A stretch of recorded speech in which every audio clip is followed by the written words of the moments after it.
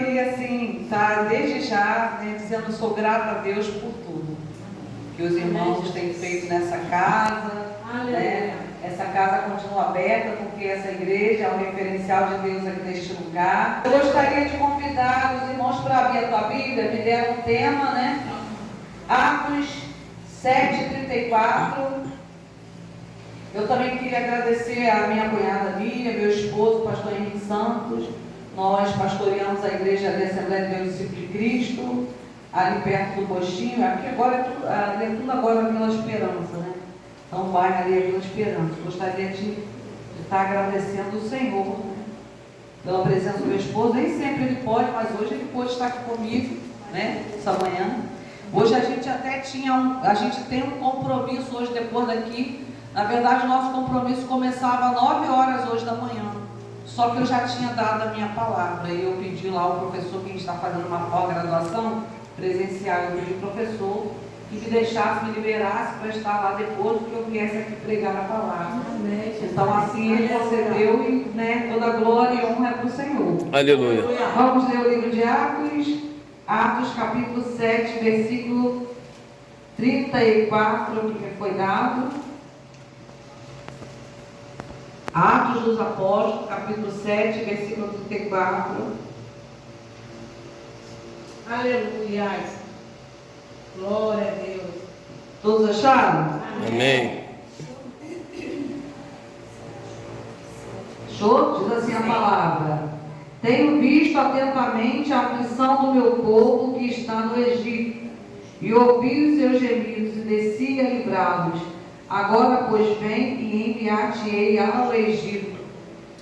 Não menosprezando a oração da minha cunhada feita por mim nessa casa, mas eu gostaria também de orar, porque a gente tem esse propósito. Todas as vezes que a gente vai pregar, a gente sempre faz uma oração. Coloca a palma no seu coração.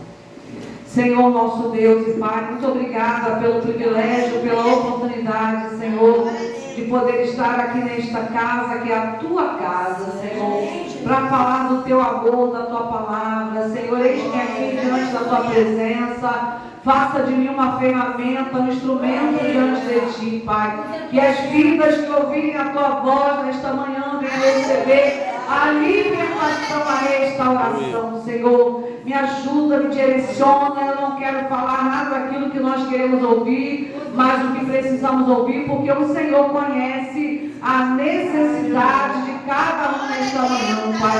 Atenda as necessidades dos teus filhos e abençoa, Pai, a casa dos teus servos, Senhor. Assim te peço e já te agradeço em nome de Jesus. Amém. Pode sentar-se, igreja. Aleluia. Glória a Deus. Aleluia, glória a Deus. Irmãos, nós estamos diante de um texto Aleluia.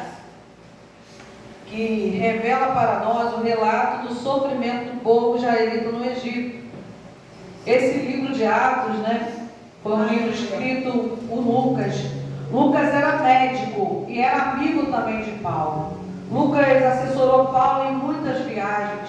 Ele não era um dos 12 apóstolos, mas ele era um discípulo de Jesus, um aluno de Jesus. Ele amava escrever as coisas sobre Jesus. E ele escreveu para os gregos, porque os gregos eram pessoas que gostavam da perfeição. Então aqui ele relata a história, esse livro de Atos Apóstolos, ele relata essa história que Estevão está sendo acusado diante do Sinédrio, diante dos anciãos. E nessa acusação, Estevão ele começa a relatar, ele faz um relatório alusivo ao Velho Testamento, ao livro, um dos livros que está lá em Êxodo, que faz parte do Pentateuco. O Pentateuco foram os 5 primeiros livros da Bíblia escritos por Moisés. Gênesis fala sobre a origem da criação, o começo dos patriarcas Abraão, Jacó e Isaac. Fala também o livro de Êxodo. Êxodo fala sobre a saída do povo do Egito. Deus levanta Moisés como um grande legislador e um grande libertador do seu povo. O livro de Levítico fala sobre as leis rituais e cerimoniais sacerdotais. O livro de Números fala sobre a peregrinação do povo no deserto, onde Moisés levanta 12 espias para espiar a terra. E Deuteronômio é a repetição das leis. Então Estevão está aqui relatando o ocorrido. Ele está relatando, ele está passeando no Velho Testamento. Ele está sendo ali acusado pelos seus algozes, pelos seus acusadores. E ele começa a relatar a história bíblica. E quando nós vamos ver essa história do povo de Deus lá no Egito, a gente vai ver que o povo nem sempre foi escravo no Egito. A gente sabe da história de José. José foi vendido pelos seus irmãos como escravo.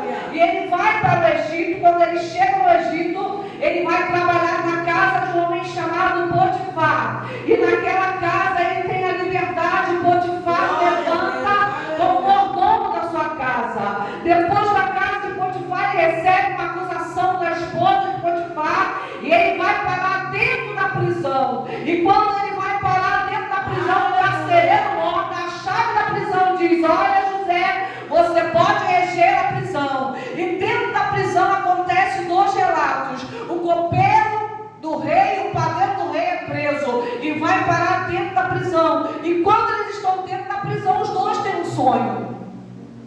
E José dá o discernimento dos sonhos dos dois. Um foi absolvido e o outro foi morto. José fala: olha, copeiro do rei, quando você estiver com o rei, lembra de mim. Só que passaram-se anos.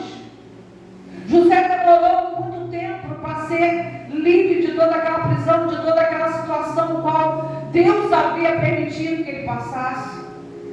O rei tem um sonho e ele começa a pedir aos magos, aos sábios, para dar o discernimento do sonho, e ninguém consegue dar o discernimento. Aí que o copeiro vai lembrar de José lá dentro da prisão. E o copeiro fala: olha, tem um homem dos hebreus que discerniu o meu sonho, o sonho do padeiro dentro da prisão. E o rei manda chamar José. E o rei tira José da prisão. José se apresenta diante do rei. E José dá o discernimento do sonho do rei, de acordo com o que Deus havia falado para ele. E o rei fala: e agora, o que vamos fazer? E José diz assim: olha, prepara um homem sábio, porque esse seu sonho, Deus está te mostrando o que irá suceder sobre a terra. Haverá 7 anos de fartura, mas também haverá 7 anos de escassez. Pega um homem sábio do teu reino e constitui esse homem para governar e dar a direção e arrecadar esses 7 anos de fartura, guardar em celeiros, porque a terra vai precisar. Aleluia, Deus. 7 anos de fartura. Aí Faraó disse assim: a quem nós acharemos tão inteligente e sábio como você? Você é o cara, você é o homem.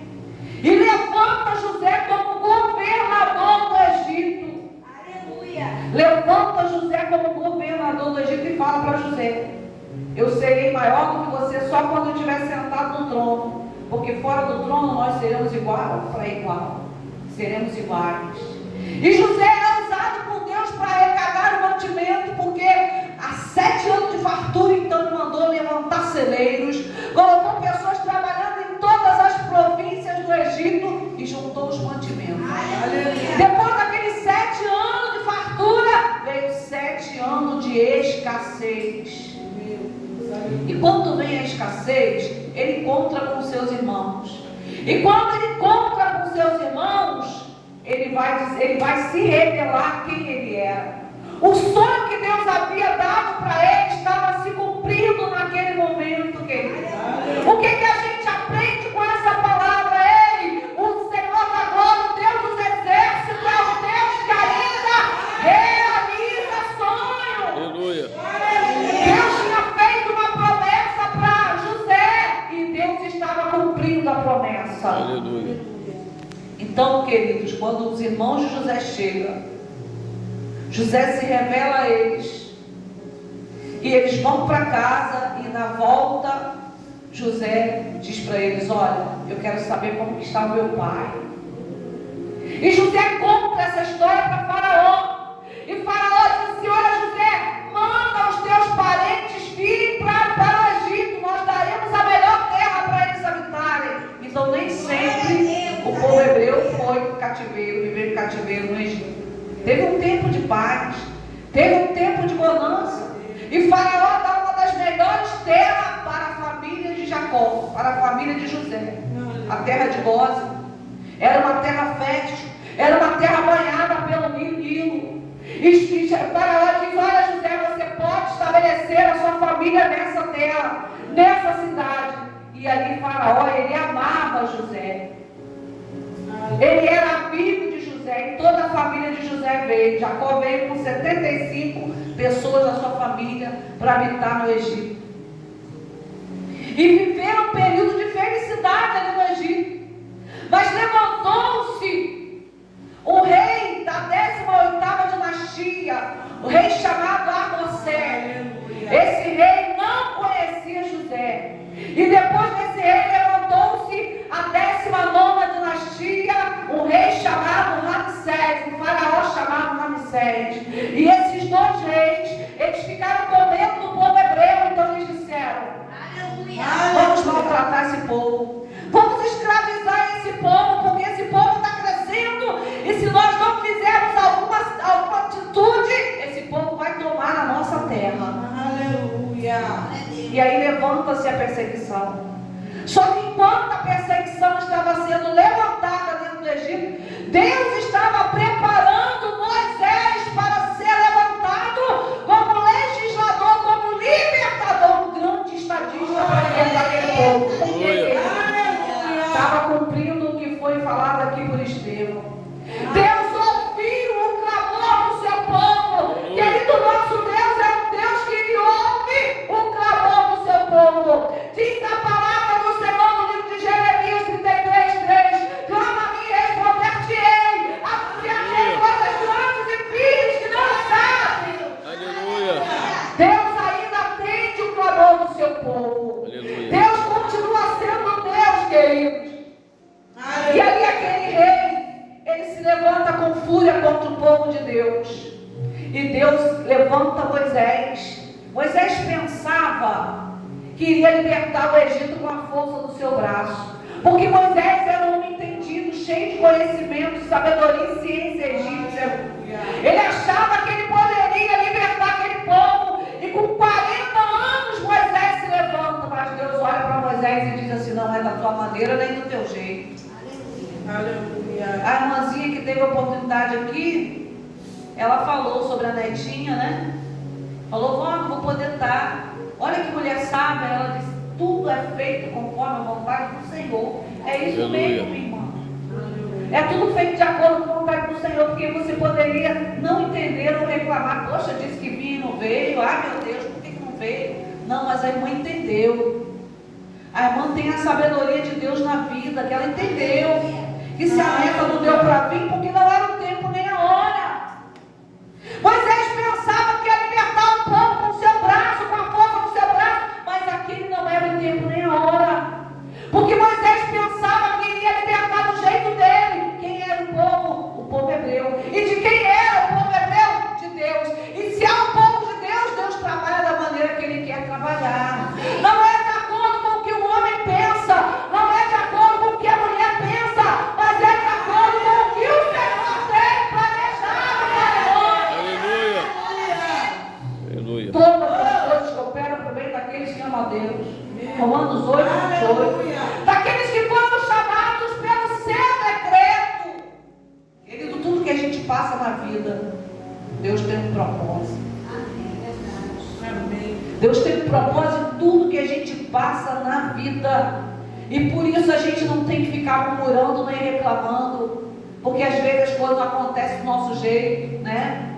Aí quando não acontece do jeito que a gente quer, a tendência da gente é reclamar. A tendência da gente é murmurar. A tendência da gente é procrastinar. Moisés disse: não, eu vou libertar. Só que com 40 anos Moisés teve que fugir para o deserto. Foi lá para o deserto aprender, desconstruir tudo que ele havia construído no Egito para ser construído pelo próprio Deus. E um belo dia Moisés está lá apacentando as ovelhas do seu sogro Jetro. Quando ele observa um arbusto era uma árvorezinha insignificante. Só que o que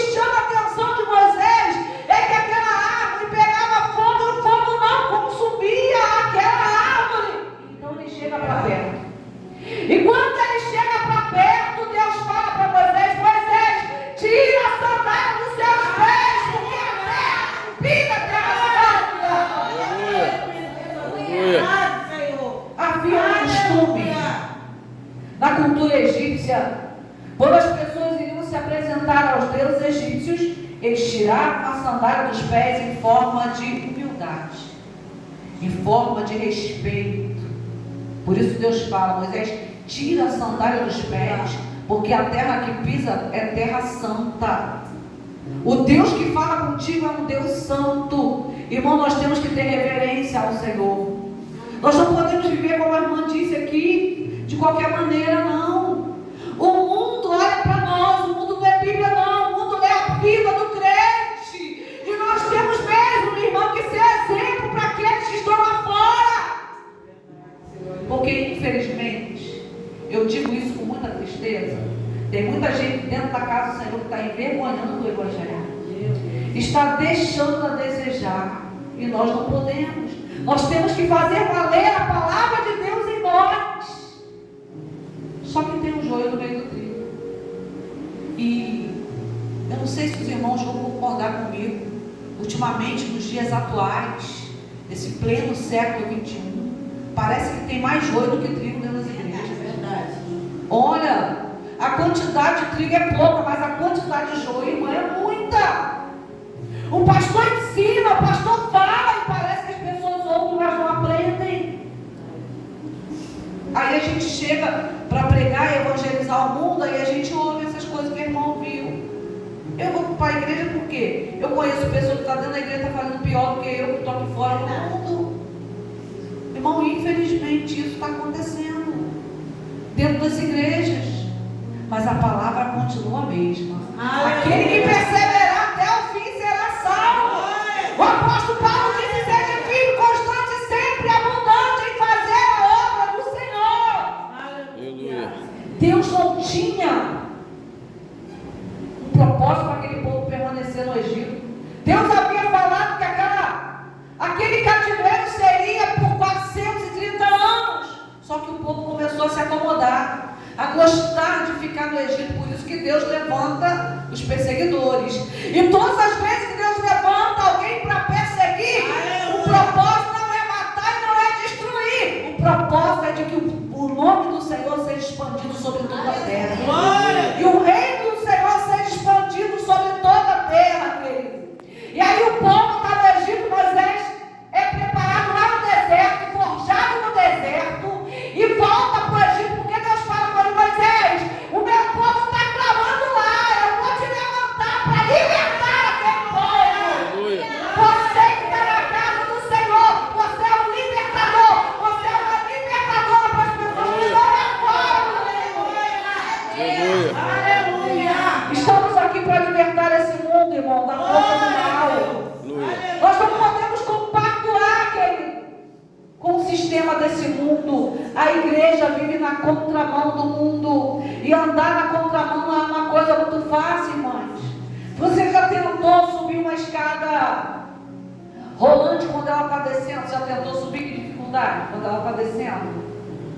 Você dá um passo para frente e a escada te leva para trás. É mais ou menos isso. É desse jeito. Então Deus fala: Moisés, eu vou te levantar como libertador. Ah, mas eu sou pesado de língua, Senhor. Muita gente fala que Moisés era gago. Eu discordo. Moisés tinha palavras pesadas, não era gago. Moisés era eloquente, Moisés era inteligente. Mas Deus fala para ele: não adianta dar desculpa. Tem aquele momento que a gente quer dar desculpa para não fazer as coisas do Senhor. Não dá desculpa não. Porque tem tanta gente que queria estar aqui e não está. Tem tanta gente que está no leito do hospital. Se pudesse estar aqui hoje, nós somos privilegiados, irmão, de estarmos na casa do Senhor. E aí Deus levanta Moisés, chega no Egito, os irmãos conhecem a história.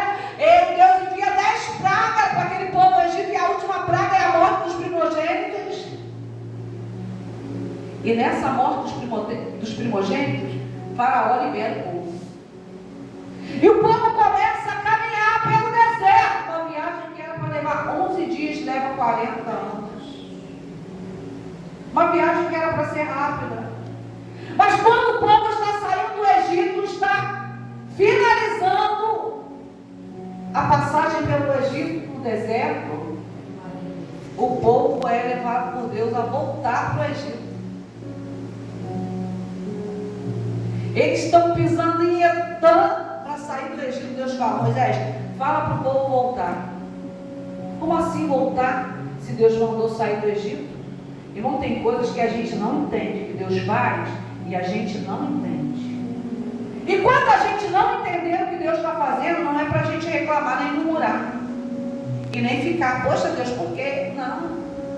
Nós temos que aceitar a vontade do Senhor, sabe por quê? A Bíblia vai dizer que a vontade do Senhor é boa, perfeita e agradável. Então Deus manda Moisés voltar para onde? Num lugar chamado Pi-Hahirote. Pi-Hahirote quer dizer beco sem saída, lugar de jejum. Aí o povo volta para Pi-Hahirote. E aí o faraó pensa assim: o deserto os cercou, porque quem anda no deserto tem alucinação. É uma sede, é um sol escaldante. As pessoas veem água onde não tem, veem oásis onde não tem. Aleluia. E aí o povo ficou cercado. Do lado direito estava Migdol, um lugar intransponível, de montanhas de 2 metros de altura, ninguém podia transpor. Do outro lado estava Baal, Zefon, os chacar do deserto, os canibais. E agora?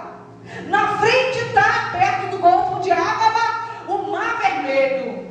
E atrás vinha Faraó. E agora, o que fazer quando você está no beco sem saída? A maioria das pessoas, quando estão no beco sem saída, elas vão murmurar, elas vão ficar desesperadas, elas vão caçar uma maneira de achar uma solução. Moisés disse para aquele povo. O povo começou a oprimir Moisés. Moisés foi para isso que Deus tirou a gente do Egito? Foi para morrer aqui nesse deserto. Porque do lado direito, Migdol, do lado esquerdo, Baal-Zefon, na frente o Mar Vermelho, atrás vem Faraó com o seu exército. E o que nós vamos fazer, Moisés? Aleluia. Era melhor a gente ter ficado no Egito, porque lá tinha a catatuba para a gente ser enterrado, lá tinha comida à vontade para a gente comer. Não é assim que acontece com muitos crentes, está dentro da igreja sentindo saudade do mundo. A maior dificuldade de Moisés não foi tirar o povo do Egito, não, foi tirar o Egito de dentro do coração do povo. Essa foi a maior dificuldade de Moisés. Mas quando o povo oprime Moisés, Moisés vai clamar a Deus. E quando Moisés começa a clamar a Deus, Deus olha para ele e fala: por que está clamando a mim, Moisés? Diga ao povo que marcha, toca na água com o teu cajado. Irmão, nem sempre é momento de só orar. A palavra oração, se você tirar algumas partículas, vai ficar ação. Oração, orar e agir. Claro que a gente tem que orar para tudo na vida. Antes do mal chegar, a gente tem que estar orando. O próprio Jesus foi um grande exemplo de oração. Antes dele passar sobre a Via Cruzes, ele foi para onde? Para o Getsemane orar. Então, Moisés, por que clamas a mim? Diga ao povo que marcha. A hora agora, Moisés, não é de clamar, é de agir. Tem coisa na nossa vida que não é só oração. Você já orou, agora haja. Agora faça a sua parte. Vai ficar esperando as coisas acontecerem sentado na cadeira de braços cruzados? Não. A gente tem que tomar atitudes. Aleluia. Atitudes. O que Deus pode fazer, Ele vai fazer. O que nós não podemos fazer, o impossível, Deus vai fazer. Mas o que a gente pode fazer, Deus não vai fazer. É nós que temos que tomar atitude e fazer. Aleluia.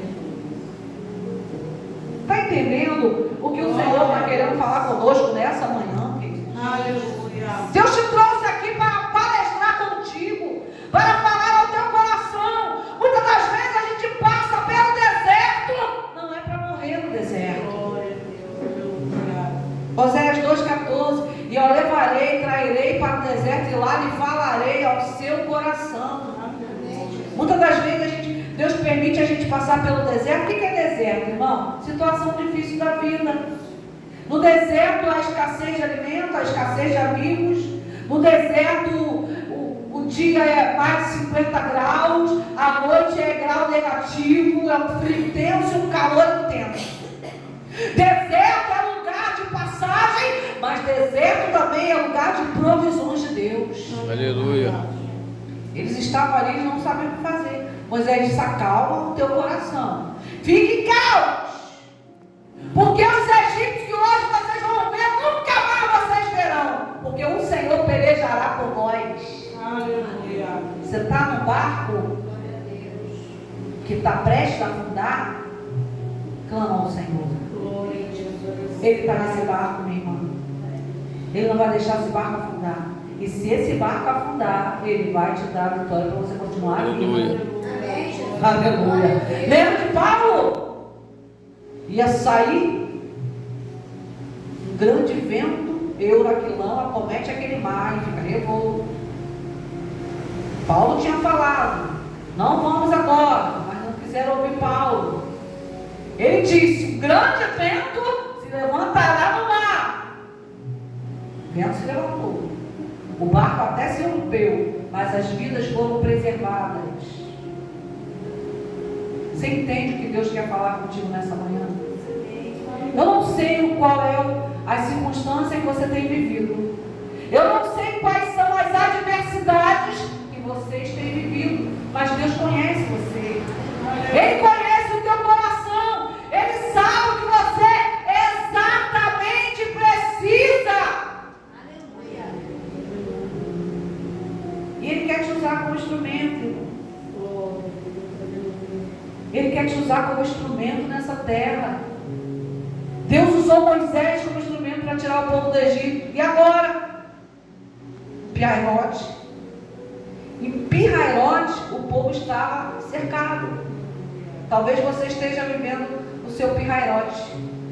Está cercado. Não sabe o que fazer, não sabe que decisão tomar. Não pare. Continue marchando. Diga ao povo que marche, Moisés. Aí Moisés fala para o povo, olha, Deus mandou vocês marchar. Mas para que não? Não sei o lado ainda. Mas se levante e começa a marchar. O povo levanta e começa a marchar. E Moisés toca na água. Imagina. Engraçado que quando Moisés toca na água, a água não abre daqui para lá. A água vem de lá para cá, porque Deus manda um vento oriental. É de lá para cá, não é daqui para lá. Aleluia. O nosso socorro, a irmã leu nessa manhã, Salmo 121. O nosso socorro vem do Senhor que fez os céus e a terra. Aquele que não tosqueneja. Aleluia. Aquele que não dorme. Ei, o teu Deus, o meu Deus, o nosso Deus, ele não dorme. Glória a Deus. Aleluia. Aí o povo, o mar se abriu. O povo passou em pés enxutos, terra seca. Deus segura aquelas águas com as mãos e espera o último hebreu sair do mar vermelho e olha para trás. O exército de Faraó. O exército de Faraó estava quase alcançando o povo de Deus. Deus manda o quê? Um anjo para tocar nas rodas. Os carros de Faraó, as rodas quebraram, dava ruim e o povo ficou impactado lá, parado lá, empatado lá no meio. Deus espera o último egípcio entrar no mar. Espera o último hebreu sair do mar. E Deus deixa as águas virem e tomar todo o exército de Faraó. O que eu quero dizer nessa manhã? O que Deus está querendo te falar nessa manhã? Não importa o tamanho dos teus inimigos. Porque tem hora que parece que o inferno se abre contra a nossa vida, irmão. Tem hora que a gente está não só no furacão, como no olho do furacão. Esses dias, umas 2, 3 semanas atrás, eu e minha esposa, a gente passou por esse furacão e a gente estava ali no centro, no olho do furacão. Mas Deus está dando vitória, o furacão está se acabando, se quebrantando, está passando, porque Deus está conosco. Aleluia. Irmão, nós e Deus somos maioria. Mas a gente tem uma tendência a um espírito chamado autocomiseração. Esse espírito pega muitos crentes. Porque o crente começa a olhar para dentro de si e dizer, ai meu Deus, ninguém me ama, ninguém me quer, ninguém me gosta, todo mundo, ninguém me respeita, todo mundo está contra mim. Você não é coitada, você não é coitado. Você é servo de Deus Altíssimo. Usa a tua palavra de profeta. Chega até essa situação, diz em nome de Jesus. Situação ruim, vai passar. Porque o Deus que está comigo é o Deus de vitória. É o Deus das causas impossíveis. Aleluia. É o Deus das causas impossíveis, irmão. Você não precisa ficar desesperada Você não precisa ficar desesperado. Deus está no controle dessa situação. E quando Deus muda a rota, é porque o propósito dele é maior sobre a nossa vida. A gente tem a tendência de achar que Deus tem que fazer do nosso jeito, Senhor. A gente começa na oração querer ensinar Deus a trabalhar. A verdade é essa, né? Quem disse que Deus precisa da nossa lógica para trabalhar? Ele não precisa. Ele faz de acordo com a vontade dele e às vezes a gente não entende. Eu costumo dizer sempre que Deus complica, descomplica e depois ele explica. Lembra de Jesus com os seus discípulos? Vocês não sabem o que está acontecendo agora, mas amanhã vocês vão entender o que está acontecendo hoje. Tem situação que está acontecendo hoje na nossa vida que a gente não vai entender. Às vezes é necessário vir um caos para Deus colocar tudo no lugar. Às vezes a nossa vida, de repente, irmã, vira de cabeça para baixo. E a gente não entende por que está acontecendo isso. A nossa vida, 2 semanas atrás, virou de cabeça para baixo. Eu falei, Senhor, que a gente tem a tendência de dizer, Senhor, eu não mereço, isso merece. A gente merece, irmão. A gente merece o pior de Deus. A gente, sabe o que a gente merece? Irmão, a gente merece o fogo do inferno. A gente merece pagar o preço do nosso pecado, mas Ele pagou por nós. A graça do Senhor nos alcançou. O que é graça? É o favor imerecido. E o que são as misericórdias do Senhor? Porque a Bíblia vai dizer que as misericórdias do Senhor são as causas de não sermos consumidos por esse mundo. As misericórdias do Senhor, sabe o que são? A misericórdia é Deus não nos dar aquilo que a gente merece. Então cuidado quando você fizer uma oração e dizer para Deus, Senhor, se tu achar que eu mereço, não faça isso. Você não merece nada de bom nunca. Nem eu, nem você, nós não merecemos. E você sabe que Deus não precisa de nós para nada? Nós é quem precisamos dele, irmão. Então a misericórdia tem nos alcançado. Então quando você estiver passando por uma situação difícil, pergunta para Deus, sabe o que, Senhor? O que o Senhor quer me ensinar através dessa situação? E procura aprender tudo que você tem que aprender para não repetir o processo. Porque se a gente não aprende, a gente tem que repetir o processo. É como um professor aplicando a prova. Se o aluno estudou, se ele aprendeu, ele vai fazer a prova, vai tirar a nota para passar e não vai precisar repetir o processo. Mas se o aluno não aprendeu nada com aquela matéria, assim é Deus na nossa vida. Assim é Deus quando Ele permite que situações difíceis venham a acometer a nossa vida. Tudo que Deus permite é bom para nós. Só que quando Ele permitir situações, Ele quer que nós aprendamos com as situações. Porque no momento da adversidade, não adianta você se espernear, não adianta você se esbravejar, não adianta você querer se colocar como inocente, porque diante de Deus não tem inocente não. Todos nós somos culpados. E uma coisa que desagrada muito a Deus é a gente achar que está sendo injustiçado de acordo com o que a gente está passando.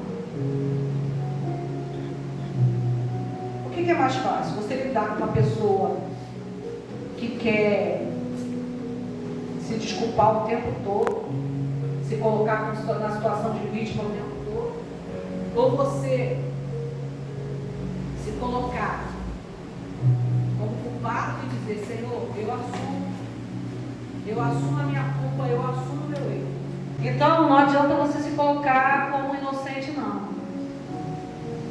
Não é tão bom quando você chega perto de uma pessoa que está dentro de uma situação que errou com você e a pessoa dizer assim, poxa, me perdoa, eu errei com você. Porque a pessoa tentar se justificar. Não sei por que você está fazendo isso comigo, eu não fiz nada com você. Será que não fez mesmo? Porque a nossa natureza humana, ela é dotada de egoísmo, de soberba, de grandeza, de altivez. Não quer conhecer o homem, dá poder para o homem. Dá poder, dá dinheiro na mão do homem. O homem começa a se revelar aquilo que não é. Deus conhece a nossa natureza humana. Deus sabe quem somos nós melhor do que nós mesmos. E um dia eu falei assim para o Senhor, Deus, quando eu for, se algum dia eu for assaltada, eu vou desmaiar, eu vou cair toda no chão. E aí eu fui assaltada por 2 vezes. E qual foi a minha reação? Enfrentar o assalto. Nunca faça isso. Mas foi a minha reação. Não era porque eu era corajosa, é porque foi a minha reação naquele momento. Eu não me conhecia. Porque eu dizia, o dia que eu for assaltada, eu vou cair dura, eu vou cair morta, não sei o que eu vou fazer. E nas 2 vezes eu fui reagir ao assalto. Só não morri porque a mão de Deus estava comigo. Não levaram nada de mim, porque Deus me protegeu. Então nós não nos conhecemos, querido, mas Deus conhece. Deus sabe quem somos nós, Deus sabe aonde tocar em nós para nos moldar. Às vezes Deus está trabalhando na vida de um filho, de repente aquele filho está te trazendo dores de cabeça, situações difíceis, e você está desesperado. Às vezes Deus está usando aquela situação para trabalhar você.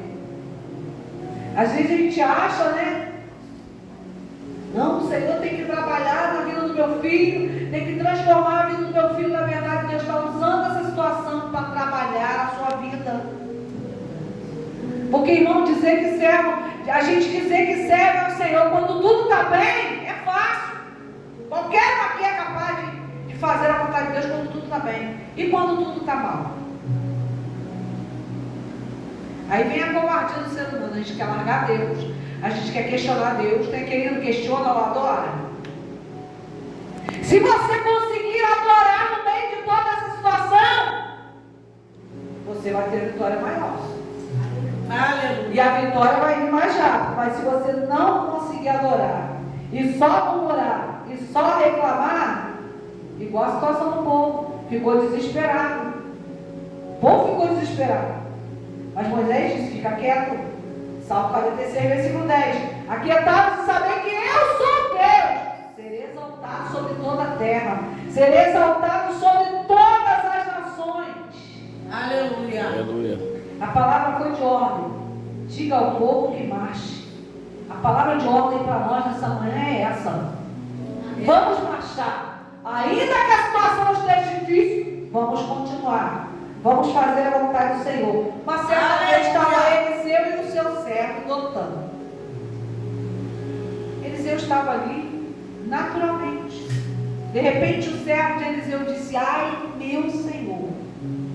Eliseu, o que foi? A cidade está toda cercada pelo exército inimigo. Aí Eliseu só fez uma oração, Senhor, abra os olhos desse moço. Deus abriu os olhos dele e viu por detrás daquele exército, um exército de cavalos e cavaleiros de fogo. Estava aguardando Eliseu e o seu moço. Irmão, a gente às vezes tende a reclamar porque a gente desconhece o tamanho do nosso Deus. A gente fica pensando que o nosso Deus é pequenininho, o nosso Deus é grande. O nosso Deus é maior que tudo. Se nós temos um Deus tão grande, irmão, a gente não precisa temer a nada não. Porque se Deus é por nós, quem será contra nós? Diz o apóstolo Paulo, tudo posso naquele que me fortalece. Quem é a tua força? Quem é o teu Deus? É Deus, é Ele, é o Senhor das nossas almas, é aquele desejado entre as nações. Viu? É o desejado entre as nações. E eu quero aplicar essa palavra no seu coração. Qual é o seu pirraiote hoje? Qual é a situação que tem tirado o seu sono, que tem tirado a sua paz? Você vai orar da seguinte maneira: Senhor, se eu posso nessa situação, me dá sabedoria, discernimento, inteligência e estratégia para mudar essa situação. Mas se é uma situação que foge do teu controle, e só Deus pode, então você vai clamar: Senhor, eu não posso, mas o Senhor pode. Porque Ele diz o quê? Diga ao fraco, eu sou forte. Diga aquele que não pode, que eu posso. Diga aquele que não é, que eu sou. Aleluia. Você não precisa ficar com medo de nada, não. Só entrega na mão do Senhor. Ele tem um propósito para tudo, para Amém, Jesus. Aleluia. Não fica desesperada. E agora? O que eu vou fazer, Senhor? Quando a gente não pode fazer, a melhor coisa a fazer é orar. Aleluia. Quando a gente não pode resolver com as nossas atitudes, então a gente vai partir para a oração. E a oração, ela é poderosa. A oração muda decretos. A oração muda decretos. Talvez Deus não vai te livrar dessa cova dos leões. Talvez Deus não vai te livrar dessa fornalha, mas Ele vai te dar vitória dentro dessa fornalha. Amém. Dentro dessa cova dos leões, dentro dessa provação, Deus tem vitória para você. Porque se nós olharmos com o olhar humano, a gente vai pensar, Deus não me deixa nem. Imagina Daniel, quando teve o decreto lá do rei. Ele podia ter orado, Senhor, me livre da cova dos leões. Ele não orou assim. Ele só levantou a mão para o céu e orou. Ele não disse como que Deus tinha que fazer, o que Deus precisava fazer. Ele só se colocou em obediência. Porque o decreto era não clamar a nenhum Deus, a nenhum outro Deus a não ser o rei dentro de 30 dias. Só que Daniel tinha um compromisso com Deus. Crente que tem compromisso com Deus, ele sabe quem é e sabe o que quer. Ah, mas ninguém quer fazer. Eu não sou todo mundo. Ah, mas todo mundo faz, eu vou fazer. Minha mãe dizia, você não é todo mundo. Ah, não quer ir fazer não? Eu vou fazer a minha parte. Ah, não quer ir para a igreja não? Eu vou ir para a igreja. Porque a nossa família está de pé, porque a gente está na consagração. A gente está buscando o Senhor. Essa é a causa dos nossos filhos terem livramento, dos nossos netos terem livramentos. Quantos livramentos o Senhor tem dado que a gente vê e que a gente não vê? Verdade, Senhor. Aleluia. Às vezes você pensa assim, se aquela consagração só nós, dentro de gato em casa, vamos lá todo dia. Sábado a gente está lá, ninguém está com a gente, mas a gente está lá. Não desista. Não desista. Amém, Jesus. Aleluia. Porque a tua família está sendo alcançada através de você. Aleluia. Irmã, ainda que tenha dia que tenha que só você sozinha. Hoje não deu para a irmã vir, não deu para a Márcia vir. Você está sozinha, faça a sua parte. Tinha dia que meu marido estava trabalhando, só eu e minha mãe lá. Cantava, pregava, orava, dava oportunidade para mim mesmo, de novo, mas não desistimos. Porque, irmão, como eu disse no início, Deus não precisa da gente não. Mas se Ele resolveu contar conosco, então que sejamos pessoas capazes de Deus contar conosco. Ainda que ninguém quer, eu quero. Ainda que ninguém faça, eu vou fazer a minha parte. Porque naquele grande dia, Márcia, quem vai dar conta diante de Deus na sua vida é você. Quem vai dar conta da minha vida sou eu. Então eu não tenho que viver por vista. O crente vive por fé. Eu não tenho que viver por aquilo que eu vejo, mas por aquilo que eu creio. Aleluia. Aleluia. Deus ainda ouve o clamor do seu povo. Deus está ouvindo o clamor dessa igreja aqui nesta localidade. Essa igreja aqui é o favor de Deus nessa localidade, querido. Através de vocês aqui, vocês oram pelo Aleluia. e Deus vai trabalhando. Orem pelos nossos pastores. Porque, irmão, que dificuldade é pastorear uma igreja. Eu era feliz e não sabia. Quando nós éramos itinerantes, a gente só ia para as igrejas para pregar. Aí a gente pregava nas igrejas, passeava na cidade, voltava para casa e irmã, estava tudo bem. Mil maravilhas. Mas aí teve um dia que o Senhor falou assim para nós: agora chega. Agora vocês vão apacentar. Ô irmão, é sofrer. Irmã, apacentar a igreja, ovelhas, é sofrimento. Mas também a gente não pode reclamar, porque a gente não está aqui para fazer a nossa vontade. A gente está aqui para fazer a vontade de Deus. Mas um conselho que eu deixo aqui nessa consagração: eu vejo as irmãs aqui orando pelos pastores. Continue orando pelos pastores, porque eles precisam de vossas orações. Aleluia. Se a igreja soubesse o quanto a liderança precisa de oração, para Deus guardar a mente, para Deus guardar o coração. Tem muitos pastores se suicidando. Tem muitas pessoas da igreja se suicidando. E nós não podemos ser omissos com isso. Nós temos que clamar pela vida da nossa liderança. Aleluia. Pela vida de cada membro da igreja a gente tem que clamar. Para Deus continuar guardando. E assim eu quero colocar vocês de pé nessa manhã. Permissão da irmã, tá, irmã? Eu quero aplicar essa palavra no seu coração. Coloca a mão no seu coração. Senhor, eu não sei qual é o pirrairote da Márcia. Eu não sei qual é o pirrairote da vida de cada irmã, de cada irmão que aqui está, Senhor. Mas eu sei de uma coisa, Senhor. Quando não há saída para o homem, a saída está em Ti. O homem tem 4 portas para de escape. À direita, na esquerda, na frente e atrás. Mas o homem cristão tem 5, direita, esquerda, frente, trás e o céu. E nessa manhã nós clamamos o céu sobre este lugar. Deus venha visitar a liderança dessa igreja. Venha abençoar o pastor Isaías, a diaconisa Renata, Senhor. O pastor Elias, a diaconisa Denilda e todos os membros em liderança dessa casa. Visita a família do Teus filhos, nesta manhã, abençoa teu povo, Senhor. Visita essa localidade, transforma, salva, cura, liberta na direção do Teu Espírito para cada família, Senhor. Glória a Deus. Abençoe a nossa vida nesta manhã, Senhor. Que saiamos daqui cheios da Tua presença. Que saiamos daqui cheios da Tua porção. Da unção do Teu Espírito sobre as nossas vidas, Senhor. Conduza o nosso dia. Conduza os nossos passos, Senhor. Nessa manhã nós te pedimos, Pai, pela vida de cada um dos filhos. E já te agradecemos por tudo, Pai. Em nome de Jesus. Amém.